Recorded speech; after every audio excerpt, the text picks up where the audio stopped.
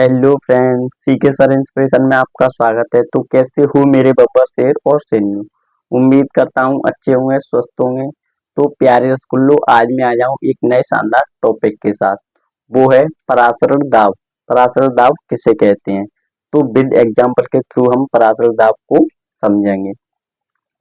तो प्यारे रसगुल्लो, इसकी परिभाषा तो ये है। तो सबसे पहले हम पराशर दाव एग्जाम्पल के थ्रू समझेंगे। तो ये एक पात्र है। इस प्रकार ये एक पात्र है, इसमें एक अर्धपारगम झिल्ली है। इस प्रकार ये अर्धपारगम झिल्ली क्या है प्यारे रसगुल्लो, अर्धपारगम झिल्ली। अब हम इसमें मान लेते हैं बिलियन। क्या मान लेते हैं? बिलियन। और इसमें मान लेते हैं शुद्ध विलायक। शॉर्ट में लिख दिया है। इसमें प्यारे रसगुल्लो हमने माना है बिलियन और इसमें माना है विलायक। तो जो बिलियन होता है वो सांद्र है और जो विलायक होता है वो तनु होता है। तनु विलयन और इसे कहेंगे सांद्र विलयन। क्योंकि प्यारे स्कूल हम जानते हैं विलयन की परिभाषा क्या होती है। तो दो या दो से अधिक घटकों के समांगी मिश्रण को ही विलयन कहते हैं। तो प्यारे स्कूल जो हमारा ये विलयन होता है, विलयन किस प्रकार बना होता है, तो विलयन बना होता है विलायक प्लस विलेय। यानी कि विलयन हमारा विलायक और विलेय के मिश्रण से बना होता है। तो प्यारे स्कूलों सीधी सीधी सी बात है, विलायक तो हमारा ये हो गया। तो ये बिल्कुल शुद्ध है, यानी कि ये पतला है बिल्कुल। इसके जो अणु होंगे वो बहुत दूर दूर होंगे। और जो हमारा विलयन है वो सांद्र है। सांद्र माने मोटा, मोटा। और तनु माने पतला। यहाँ तक क्लियर है।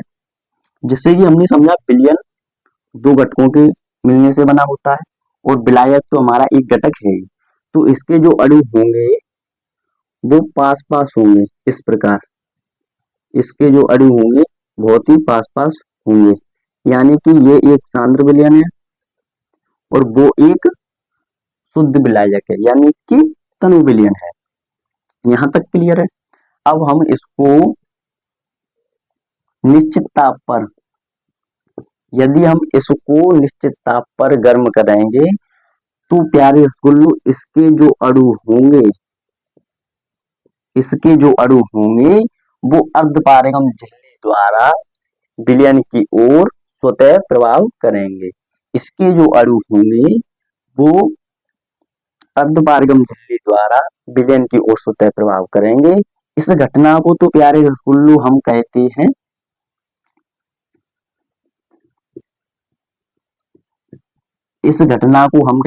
परासरण। तो परासरण की परिभाषा क्या रहेगी? विलयन तथा विलायक में अर्धपारगम झिल्ली द्वारा विलायक के अणु विलयन की ओर स्वतः प्रभाव परासरण कहलाता है। यहाँ तक क्लियर है। जब हमने परासरण को समझ लिया है तो परासरण दाब बहुत ही शानदार तरीके से समझ जाएंगे। तो परासरण दाब अब कहेगा कि ये जो विलयन है, अब हम इस पर जो दाब लगाएं, कोई भी अगर हम इस पर दाब लगाएंगे, यानी कि हम विलयन पर दाब लगाएंगे तो इसके अणु इस प्रकार विलायक को रोकने लगेंगे। यानी कि जब हम इस पर जो दाब लगाएंगे तो इसके अणु अर्धपारगम झिल्ली द्वारा इधर जाएंगे।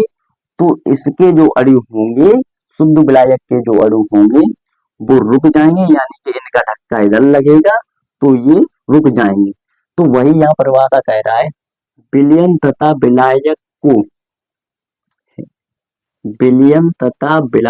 को अर्धपारगम झिल्ली द्वारा पृथक करके, विलयन तथा विलायक को अर्धपारगम झिल्ली द्वारा पृथक करके परासरण को रोकने के लिए, यानी कि प्यारे रसगुल्लों शुद्ध विलायक ये इधर आ रहा है, तो इसमें क्या हो रहा था मैंने अभी बताया है, तो परासरण हो रहा था, यानी कि इस घटना को हम परासरण कहते हैं। तो परासरण को रोकने के लिए जब ये घटना हो रही थी तो हमने एक इस पर दाब लगाया। इस घटना में हमने एक दाब लगाया जिससे विलयन के अणु शुद्ध विलायक की ओर जाने लगे, तो ये घटना रुक गई और परासरण को रोकने के लिए लगाया गया वाहे दाब या बल, परासरण को रोकने के लिए हमने दाब कह सकते हैं या बल कह सकते हैं, एक ही चीज है। तो लगाया गया वाहे दाब या बल परासरण दाब कहलाता है। यहाँ तक क्लियर है प्यारे स्कूलों? तो आई होप प्यारे स्कूलों ये परासरण दाब आपको बहुत ही शानदार तरीके से समझ आया होगा। अब मिलते हैं किसी नेक्स्ट टॉपिक के साथ, इतने के लिए टेक केयर।